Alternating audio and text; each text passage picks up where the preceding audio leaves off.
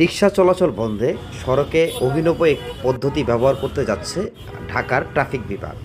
তো তার দেখতেই পাচ্ছেন আপনারা, এই যে একটা আপনার লোহার খাঁচার মতো অনেকটা তৈরি। তো এখানে মূলত মোটর সাইকেল গেলে কী হবে, যদি এটার উপর দিয়ে, এটা তো রিক্সা বন্ধ করার জন্য করা হয়েছে, এখন মোটর সাইকেল চললে কি কোনো সমস্যা হবে কি না?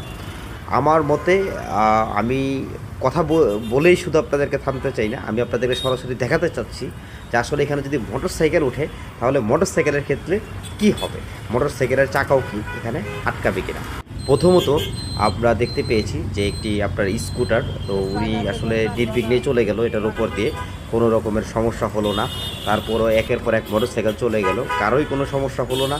তার মানে মোটর সাইকেলের চলাচলের ক্ষেত্রে কোনো সমস্যা নেই। কিন্তু রিক্সার ক্ষেত্রে, রিক্সা কিন্তু তিনটি চাকা যখন একসাথে এটার উপর দিয়ে উঠবে তখনই কিন্তু আপনার সমস্যাটা সৃষ্টি হবে। কিন্তু তার চাকাগুলো এর ভিতরে আটকে যাবে এবং তিনটা চাকা একসাথে তার তুলতে গেলে তার অনেক সময় ব্যয় হবে এবং অনেকটা কষ্ট হবে।